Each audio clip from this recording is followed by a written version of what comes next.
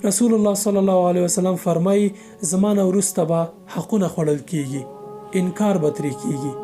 نو صحابه کرامو فرمایل موږ ته څه امر کوي؟ هغه صلی الله علیه وسلم ورته وفرمایل تاسې باید د خلکو حقونه ادا کړئ او هغه چې ستاسو دپاره دي له الله تعالی یې وغواړئ، یعنی صبر وکړئ. د دې مبارک حدیث مصداق همدا زموږ زمانه ده، همدا وخت دی.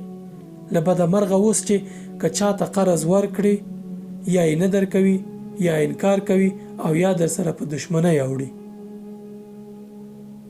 آیا د مسلمان سره دا ښایي چې د بل چا حق دی وخوري، د بل چا ښېګڼه دې هیره کړي؟ دا د مسلمان ځانګړنه نه ده. لږ خپل ګریوان ته سر کته کوي، که د چا قرضدار یې لږ فکر وکړه، ګریوان ته سر کوز کړه او دې باندې لږ تدبر او فکر وکړه چې که خدای مکړه په همدې حالت مړ شي چې د خلکو پورونه در باندې وي، د خلکو حق دې پر غاړه باندې وي، نو قیامت کې به څه کوي؟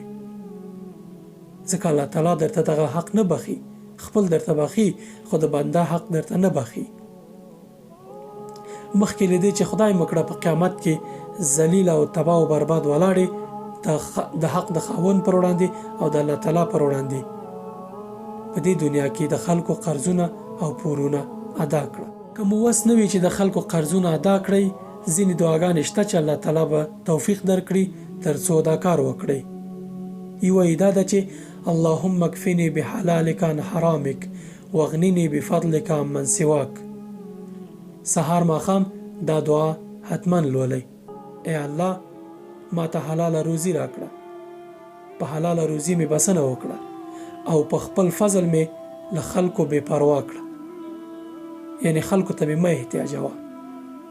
سهار ماښام دا دعا لولئ، انشاءالله قرضونه به مو الله تعالی توفیق درکړي چې ادا یې کړئ.